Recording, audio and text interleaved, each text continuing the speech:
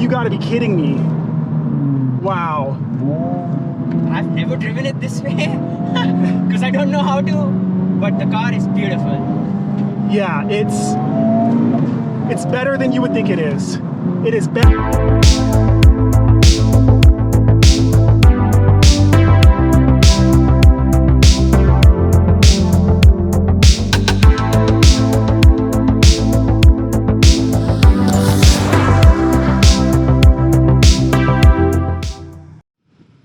Welcome back to Born Again Motoring, and you've joined me on a special day.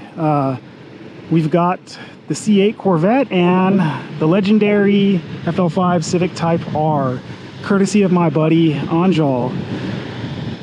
So today I'm going to drive this. I'm going to take it out on the road finally. I've been posting videos about wanting to get one, and I have the opportunity to drive one that is slightly modified. And then we will let Anjal drive my C8, because it ain't no fun if the homies don't get none. So share your cars with your friends. Now, here's Anjal. Say hi. Hey guys, how's it going? Yeah. I hope you enjoy the video today. So Anjal, when did you buy this car? So I bought it in January, around the 5th or the 6th this year, 2025. So far, I've put about 3,000 miles on it. Less to say, I think this is a perfect daily driver, and honestly, I just cannot stop driving it. Perfect enthusiast car. Perfect. Now, if you guys have noticed, you'll see that this car is actually PPF'd with this gorgeous color. It's originally Boost Blue, but Anjal, what color is this? So this is a mystichrome burnt orange PPF. It's something you order from 3M and then they send it out to you. But outside of that, I just love how the color looks. Yeah, it's gorgeous. If you see this in the sunlight, I mean, this flake here is stunning. Like, I can't tell if this car is like a wine purple or burgundy or a brown. It's like all of those. It has a great undertone, but nice and gorgeous. And it protects the FL5, because the FL5 is notorious for rock chips on the front because of the paint. So this has protected the car, and it's tastefully done. So let me get in the car. Let's go take this for a spin. Real quick before I do that, you'll notice that Anjal also has a nice exhaust, and we'll talk to him about that. This is literally my first time driving it. I have never driven this car or an FL5, so really looking forward to it. But Anjal, I was starting to talk about some modifications you've done. And I noticed the exhaust. What exhaust is that? So that's a Miltek catted, factory catted, as well as factory walled exhaust. It's pretty subtle. It's not too loud. It gets quiet when you need it to be. Yeah. Well, I'm excited to try it out. Yes, so what else is done to this car? So outside of the exhaust, we have full PPF and ceramic coating, just because of how nasty the roads are. In terms of performance mods, I have a PRL Cold Air Intake, I have a downpipe, and then a mild Cobb Tune. And then of course you have the aesthetic pieces like, you know, carbon fiber mirrors. Nice, I noticed those. Those are good. And then, you know, your front and rear dash cam, because there's always idiots on the road, you know. Yeah. Well, I will tell you, man, this is interesting. So before I get into that, you said this has a Cobb tune. Is this a stage 1? It's a 91 octane tune? Or? Yes, it's actually a 91 octane tune. The cool part about it is I don't want to push that much horsepower, because the raw feel of the car is so good. Yeah. I'd rather have it stock and, you know, just keep driving around, because it makes the perfect pops because of the exhaust. You can hear the turbo spool up and the blow off valve just like go shh. So it's pretty good. But outside of that, I think it's about 333 wheel horsepower. Wow. And then it's access port tune, so as soon as you put it in R mode, that's when the car, you know, comes out to life. Nice. So it's access port tune. That means that the ECU had to be unlocked by Cobb. Yeah. Yeah. Okay. Well, very cool. Well, for those that don't know, on Tuesday, I'm actually driving down to pick up my own FL5. So this is a treat. Anjal drove all the way over here from Roanoke. You're all the way out there, right? I believe. Yes, sir. And that's quite a journey, so that I can experience this car before I get my own. And as an added benefit, his is modified, so I get to actually drive a modified one to compare against the stock one. And who knows, maybe I'll want to modify mine after this. Mm-hmm. But let's set out. I'm going to start out, and this is individual. But the access port, depending on what mode you're in, I guess, gives you more or less boost. Is that how it kind of works? Yeah. So what's really cool is stock, such a nimble car, pushes over 10 psi. It has me going nuts. Yeah. 10 psi on a 4-cylinder is crazy. Yeah. If you put it in R mode, that's when it like, you know, push the tune out. But outside of R mode, everything else is pretty much stock. Okay. Let me kind of mess around with it in individual mode. And so we've got automatic parking brake here. I would say that's the one downside to the Type R is no manual handbrake. Oh yeah. You know, because if you ever get into a situation where you need to whip it around, those handbrakes make a big difference. So the really cool piece about this is being a manual outside of cruise control, which is now really common. It has your blind spot monitoring system, and then it has a collision detection system. So if you are too close to a vehicle, it'll automatically slow you down or apply the brakes and get you to a standard stop. Interesting. Yeah. Interesting.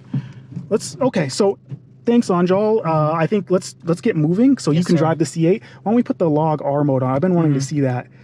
That's my favorite piece. Yeah. This isn't going to be a full review. When I get mine, I'll do a full review, but this is just to kind of get me really excited and to share that with you all, and also hang out with Anjal, of course. He's going to get to drive the C8 after this, which I hope will be a treat for him. Nice. The clutch is easy. Here's a fun fact about Anjal. He was actually going to buy my S2000 a few months ago, I think mid last year. He test drove it. We were getting really serious. It just didn't work out, but wow, this is good already, even just driving like this. But it just didn't work out, and that's okay. You know, we had different things we had to do, and but we still remained in touch. And whoa, see, that cop already knows he wants us. You see him up there? That's a sheriff. We didn't even do anything though. But yeah, so far my initial impression is, wow, just turning in the parking lot, that felt good. I think this car is well equipped to do what you want it to do. Yeah. If you're a tuner, you can push a lot more horsepower. You know, on a stock trans, yes. Of course, if you're looking to go over 400, you want to focus on building it out and doing what you need to. Yeah, for sure. But I think for city, 330 is good enough. I'm happy. I've never driven this car, but you see how easy it was for me to just kind of take off. That's a testament to this car. I'm not talking about me. I'm saying that this is built in such a way that never have driven this manual vehicle. I jumped right in like I owned it. Yeah, so this is the theory about Hondas, especially, you know, the newer Type Rs and then the newer manuals. You let the clutch go just a little bit, they will pick up. It's meant to be a first-time driver. Wow. I like the Subarus looking. Yeah, it's interesting because this car itself, yes, it's easy to drive, but it can also be as fierce as you need it to be too. Wow. Oh, wow. Yeah, no rev hang. Oh, it's true what they say about the transmission in this. It is true. Everybody, it is true. The Type R has the best transmission I've ever driven. And I had an S2000. I think this is better. Maybe because this is newer. Now, my S2000 had 30,000 miles on it, which is, you know, was a 2001. And it was pristine. When you drove it, it felt really nice. You drove it. Oh, yes. You tell them. That was a beautiful car, especially the 9,000 RPM redline. That's probably the only reason I wanted to ever get an S2000, because it sounds beautiful. Yeah, it does. It's like a proper driver-focused car, and so is the new Type R. That's right. It's you feel Honda's DNA in this. Yeah, that's for sure. They did a comeback. When you drove it, so that was 22 years old. That car, 21 years old when you drove it, and it's still here. The spirit is here. Now, that car had no driver's aids outside of ABS, right? No traction control, none of that.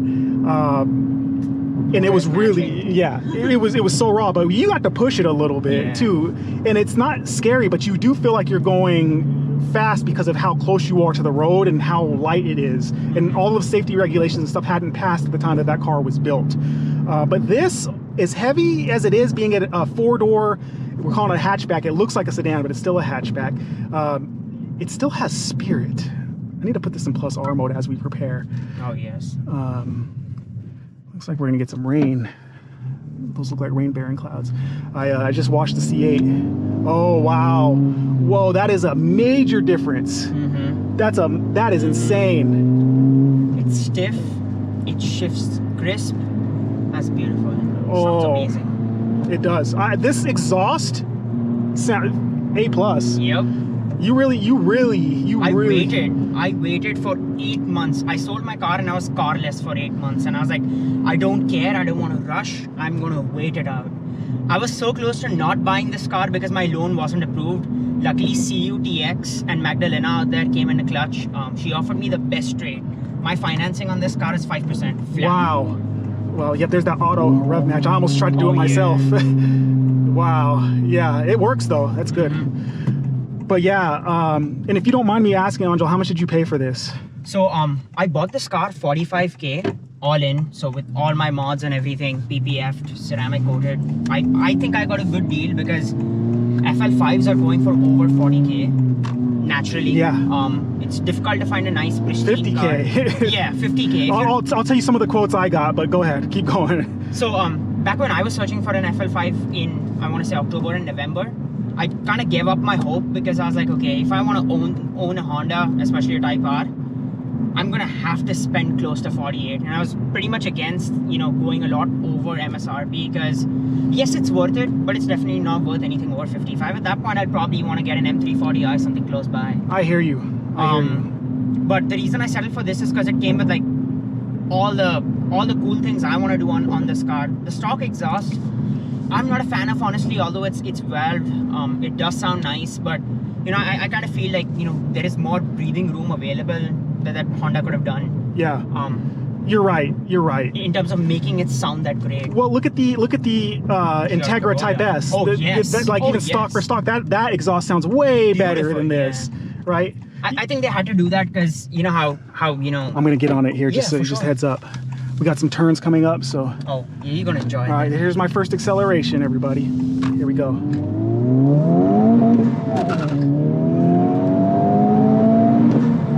It's good. It's good, folks. This is it. This car is it. This is it. Wow. Yep.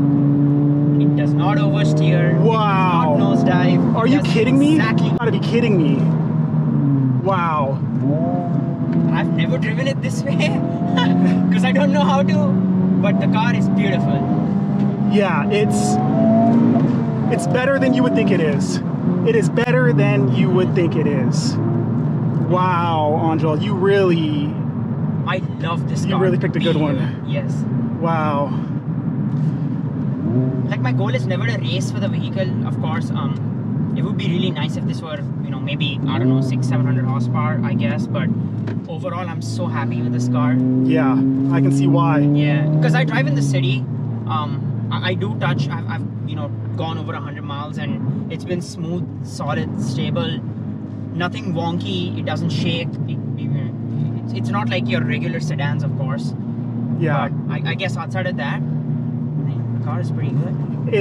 It's very good. It delivers. I can see, because the reliability, the K20C1 is a very reliable motor too. As long as you're not doing anything stupid with it, yeah, it's going to outlast most things, especially if you keep it stock, or even if you do like a stage 1 tune, it's going to be fine. And he's doing a stage 1 running 91 octane, and here in Texas we get 93, so he's playing it very safe, just giving it that little bit of extra push. But I cannot get over how beautiful the driving experience is in this vehicle. Wow. Yeah. That gives me 29 miles to the gallon. Yeah, I've heard people are getting pretty good gas mileage. I heard the one thing is that it has a small tank. Nine gallons, I guess. Not 9 gallons. Is it that small? So I never let it go under 36, 37 miles. Okay. So I fill up close to like 38 before the fuel light goes on. Okay. So I get about 9.7 gallons. Got it. It's really cheap too at 93, maybe at Costco or Sam's Club, wherever you guys fill. It cost me $30 to get full tank. Yeah. Got it. Okay. That's my only. I think the only complaint I have with this car is that the tank sucks. Yeah. I have to fill up once every week. Yeah, I hear you. And where I live out here, that's going to be a common thing for me too, filling up like that. Yeah. Real quick, everybody. Yeah, plus R mode is stiff. I thought it was going to be worse because I was watching videos of people talk. You don't have the Integra module, right? Like to soften it, right? No. Okay, because you know that's a direct fit, and I guess it softens the suspension. But I thought this was going to be a lot worse I honestly thought it was going to be, flying all over the place, because if you look at the videos, people are bouncing around in the seats, and I thought that's what it was going to be like, but no, it's not the case. So that's actually something that Honda's pulled off, where with the Integra, it being a little more on the luxurious end compared to the Type R. Yeah. They don't want to give you all the raw performance in the Integra, so they're like, we want to keep everything as close to the Type R as possible, pull out from the Heritage, but then at the same time make it a little more luxurious. Yeah. That's why it has heated seats. Yeah, right. Yeah, that's one thing that's lacking here, right? Yeah, I don't care. I mean, yeah, right. I'll drive my C8 if I need that. Yeah. I'm gonna give this car a little bit of gap, because I'm gonna go kind of straight. I just want to, from a dig, real quick.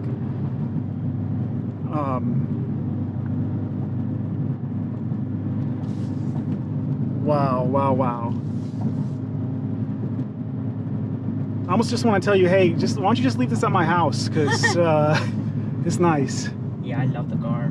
That's true. The car is beautiful. Here's a little downhill grade, but let's do a quick little 0 to 60 kind of. There's nobody behind us. Okay.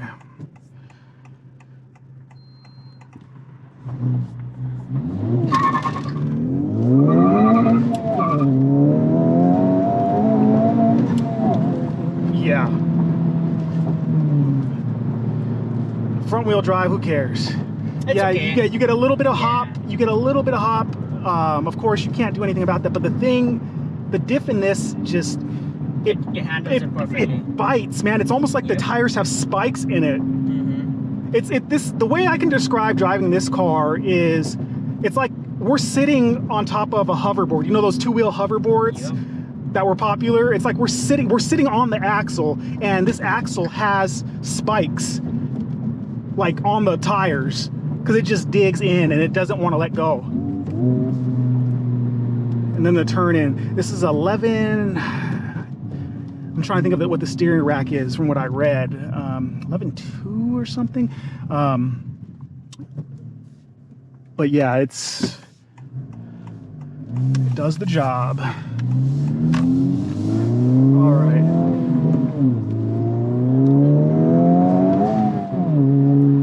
So torque steer, something everybody talks about. I've heard mixed reviews. Oh, it doesn't have torque steer. It does have torque steer. Anjal's is modified. It's a stage 1 Cobb tune, off the shelf map, I think, right? Yeah. Is there torque steer? I've had a 2010 Mazda Speed 3. That car had torque steer. There's nothing you can do about putting power to the front wheel. So you feel the car like having it. Okay, let me put it like this. It's not like the car is having an argument with the steering wheel. That's what torque steer is like. It's like you're arguing, fighting with it. This is like having it's like a minor debate. It's a good debate. It's a healthy debate. You're gonna walk away from it feeling like you've learned something, and maybe you've helped the other person learn something. That's what it's like with this steering wheel in this situation.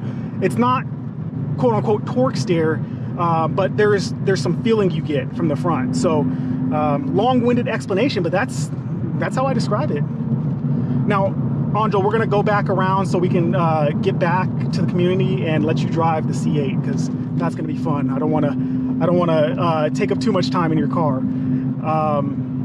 What else would you add, though, in your ownership experience of this? I think, okay, honestly, it's been beautiful. The thing that sucks the most, especially, I guess it's probably my record, but I have sped a lot previously, and I've got 2 speeding tickets, so my insurance is kind of high.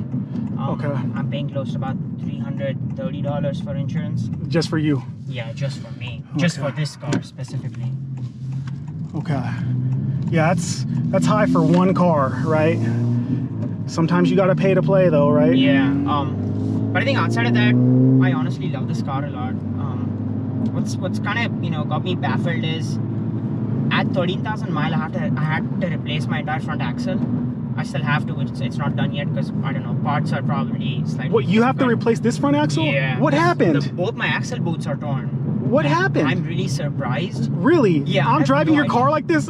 Wow. I mean, I don't care much right now, because they're gonna replace the whole axle.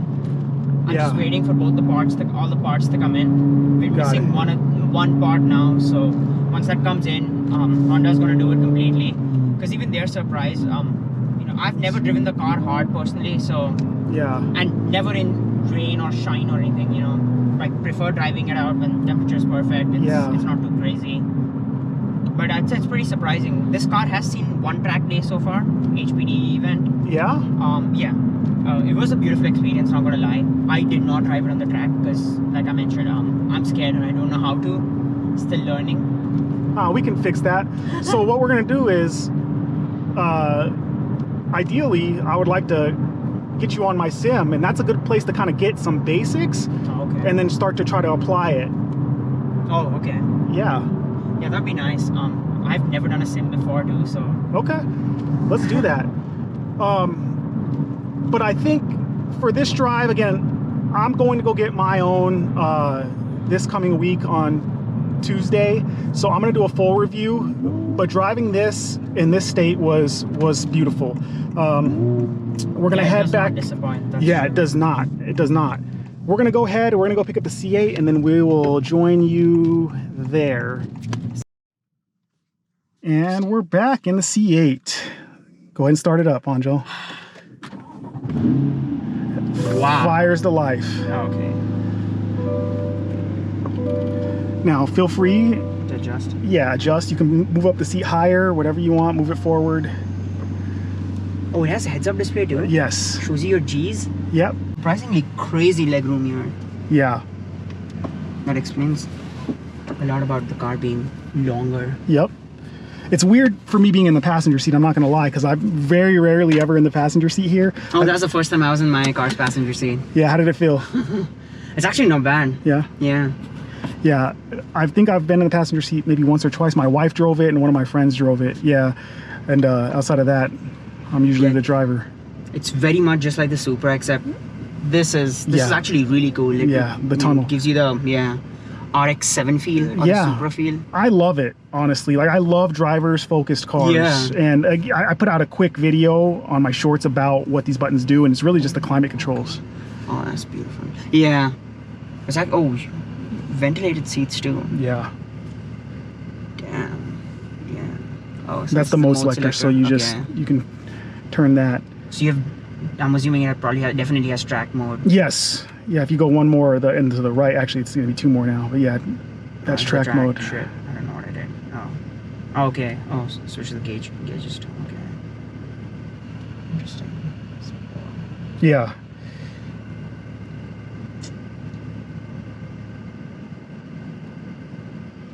And then how's the MPG? Oh, so it's a plug-in hybrid too? No. It's not a plug-in hybrid. You're looking at just the battery voltage. Oh, okay. But the MPG, you know, depending on how you drive, people can get closer to the 30s. I'm probably averaging like 22, 24. That's not bad. Yeah, for that's a 6.2 liter V8. I mean, we're talking. That's not bad at all. It is a really good daily driver. The suspension's nice and soft, especially when you're doing in tour mode. So. Oh, I see. Yeah, because I've seen so many people driving Corvettes right now. And I was like, okay, there has to be something about this car that I don't know that people probably do. Yes. Because I'm seeing a lot more of them on the road compared to the older Z06s or Stingrays. Yes. It's worth every penny. And then I'm assuming this has the Stingray package standard, right? It's not additional. Yeah, so the C7, they are just the Stingray, and that's the base model. And then from the Stingray, you can do the Stingray with the Z51 package, which is basically a track package. And then you get into the Z06, which is, that's a different, almost a different car. I mean, it has a different engine. It has the flat plane crank high revving engine. And then you have the ZR1, which is coming out, and that has all the hype now. Supercharged, yeah. Yes, exactly. 1,064 horsepower, something like that. So this is like the max trim, right? This right here is the max of the base C8. Okay, so like 3LT with packages. Yes, 3LT with the Z51 package. And then you have the Z06 with the Z50. You have the Z06 with the Z07 package, which the Z07 package is like all the aero and everything else. And then you can have the optional carbon fiber wheels. Yeah. Not in Texas, man. Yeah, not in Texas. Not in Texas. Not in Texas. Right. The amount of curb damage, rim rash, rock chips on the wheel. Yeah. I mean, I've driven 3,000 miles and I already had 2 chips on my wheel, which I was able to resurface myself and get it fixed, so it doesn't look like it's crazy. But yeah, I'm very particular on how my car should look. I mean, slight little scratch, I'll get annoyed. Yeah. So there's a little bit peel, I want to say, because of the heat, and then temperature's like automatically like dropping like crazy. Yeah. And I drove the car then too, so I've ordered small like 1 meter by 1 meter film, so I'm gonna go and patch that up too. Yeah, it's looking good. Are you ready to set out? Yes, sir. Okay, so this is the transmission, right? Make sure you take off the parking brake, which is going to be over there to your left versus. Yeah. Press that. Just press it. You hear it disengage, and then when you drive, you pull this up. What is the front axle lift? Yes, it has the front axle. That's right here. So if you need to, I clear a curve or something. That's actually really cool. Yeah, and right now you have it in my mode, which I would rather you drive it in sport to get like a decent feel for it. Because my mode, the suspension's a little bit softer, but I have some of them, like I have the engine set to track and things like that. But yeah, let's set out like this. Awesome. Let's get your impression. Okay, damn. Right away, you barely turned the wheel. Yeah. Okay. You're gonna notice there's power everywhere in the band. Yeah. Right. You're never, because it's a naturally aspirated 6.2 liter push rod V8 engine. Yeah. It's like as raw as you can get. So you're gonna turn left. There's there's a median here. So not right here. This. Sorry, I'm just so focused on the car. I have no idea what I'm doing. No problem. No problem. So stop sign here. You're gonna turn right. We'll just take it around. Yeah, this is definitely quite lighter than what I expected in terms of the steering wheel movement. Yeah, there's no weight up front. Yeah. You see how fast the transmission shifts? Yeah, it's actually really good. It's dual clutch. Yeah, that explains. Yeah. 8 speed? Yeah. People will say, oh, it's almost as good as a PDK, but like I think it's as fast. If it's like who are these, like who was able to tell the difference like that? It's at the tenths and tenths of seconds, like unless you were into F1 or if you've driven for F1 or if you've like exactly. a performance driver, probably. But outside of that, it's just your regular mom and pop who keep switching cars. You cannot tell. It's been really reliable for me. I've never had it in the shop for anything.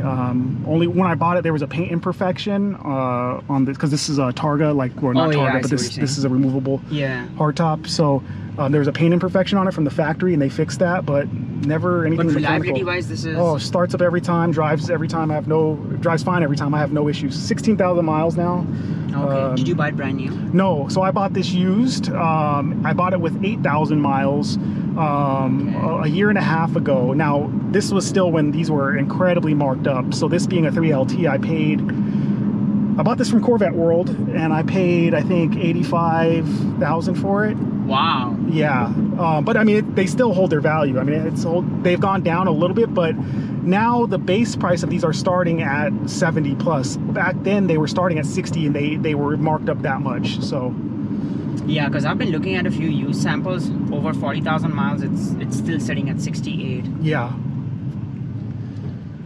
the brake is definitely quite juicier compared to the Type R. Yeah, this, in all reality, I mean, the two cars are not in the same category, though. You could take both of them to the track and have fun with both of them, but the amount of engineering that goes into this C8, it's insane. Because this starts as this platform. The Type R starts as a Civic, and then they give it good bits to make it fast, right? This is mid-engine engineering at some of its finest. I mean, this is as fast as supercars. Yes, exactly. It's what we as kids, like, we wanted supercars, and this is at that level. Yes, there's faster cars, faster supercars, and this is quite common, but it gives you that experience for a lot less money, and it has reliability, and you can get the parts for cheap. So getting a phone call here. Let me make sure I don't pick it up. But yeah, it's a lot more beefier in terms of brakes. I think it's like what, 6-piston brakes, right? Yeah, that's probably why. Yes, sir. The Type R does have Brembo brakes up front. Yeah, but they're not 6-piston. They're I think they're 4-piston. Yeah, probably they should be 4. I think they're 4. I'm guessing. I don't know. I just think that they are. The caliper is bigger than my face, so I know it's definitely a nice big brake, but now I know that the rear is just like a single piston unit. It's nothing special. They painted it red. Yeah. No, not even completely. Yeah. Not even completely. Yeah. Not even completely. It looks like it's kind of like a self job, right? Yeah. It's a botched job. This car got upset. You're enjoying the drive, and they got I'm going mad. 45. The limit's 45. Yeah. That's one thing. When you drive a car like this, you get the reactions. This incites reaction in people, especially a red Corvette, right? Oh, yeah. They're going to make assumptions. They're going to think things. They're going to do things. That's an ISF right there. Is it? Yes, sir. It is an ISF. Let's see. Yeah. Yep. It's an ISF. The bumper is different. Yep. That's an ISF. Yep. One of my other favorite Japanese cars. It was good. I remember when those came out, man. I really wanted one too. They're still sitting at what they used to sell. You won't find a good sample under 30K. Like, especially if it's under 100,000 miles, Yeah. get ready to pay close to 35, 40K. To me, that's like barely any depreciation. Yeah. Considering that this car is almost 14 years old now. Yeah, this will take you around, but this is just a nice way to feel it, right? Yeah, I'm just like cruising. If you right turn now. the wheel just a little bit, just kind of give it like, see, like, It goes. yeah, turn here on the red tail talk, turn left, yeah.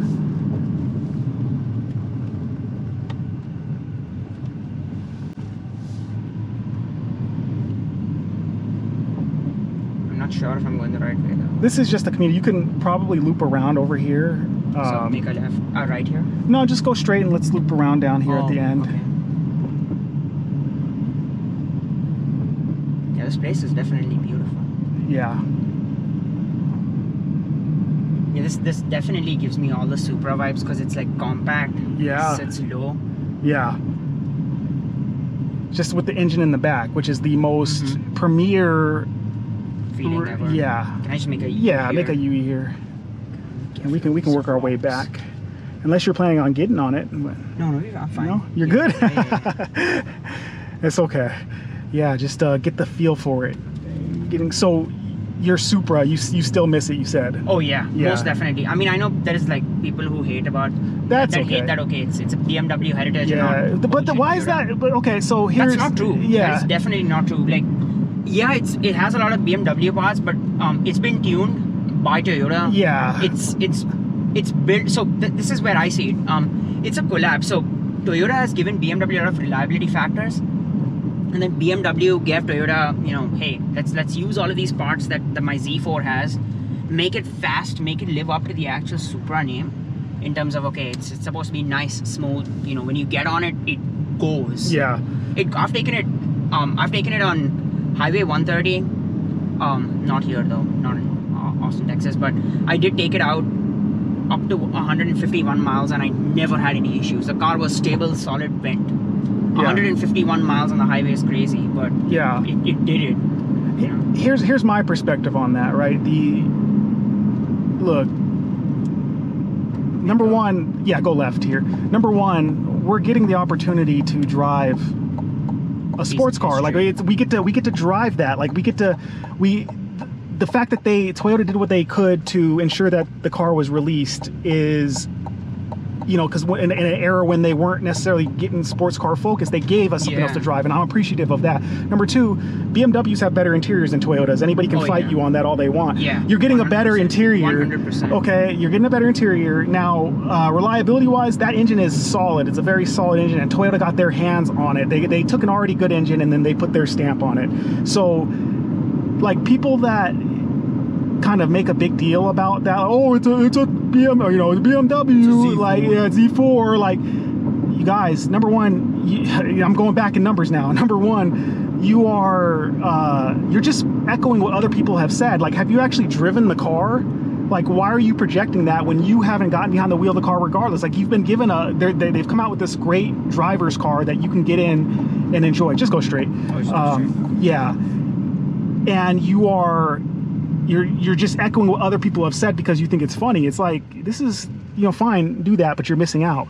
And then number two, when, back to what I was saying earlier, the interior and the quality is going to be much better. And the transmission, I guess, is pretty good. I haven't driven a Supra. I've sat in one, but it is actually really good. I mean, you put it in sport mode, or if you have boot mod 3, put it in sport plus, it lets you pull like crazy. Yeah.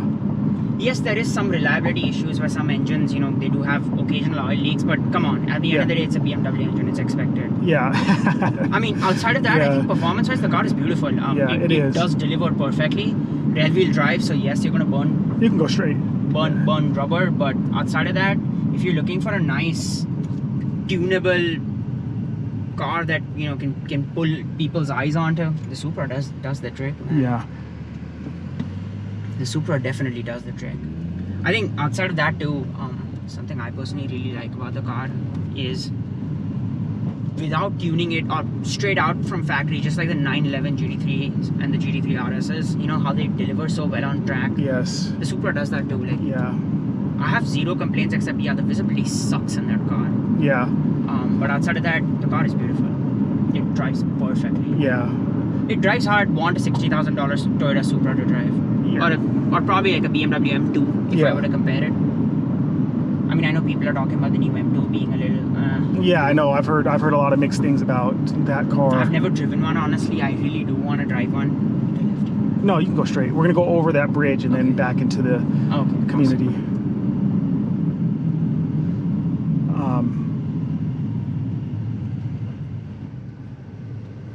But yeah, so what are your thoughts after driving your first C8?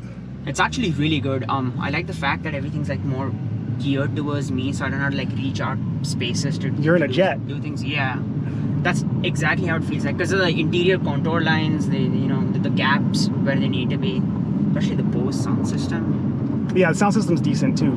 Yeah, there's not a lack of quality in here. No, definitely not, especially if I'm spending like 70-80K on a car. Yeah. And it keeps up with some of the best of them. That's the thing. And if you get into the Z06 territory, there's few things beating that. Like the Z06 is a tough car to beat, performance-wise.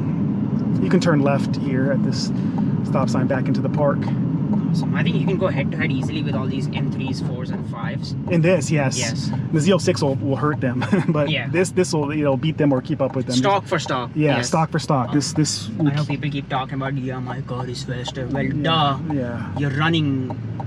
You have a 1,000 horsepower built engine. Of course, it's going to be faster. Yeah. That's why whenever I take the Type R out, just because it makes a lot more noise sometimes, especially on R mode.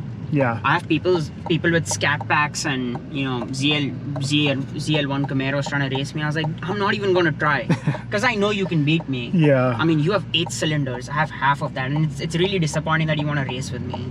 Like, my God. Well, all right. I think this concludes the video. Thank you, Anjal, for a fun day of driving. Thank you so much for letting me drive one of these. Oh yeah, hey, my pleasure. We'll do it again. We'll get you on the simulator too, so we can just we'll do hard driving school. Yeah, hey, thank you all for tuning in. It's a pleasure to you too. God bless you and your family. I'm out.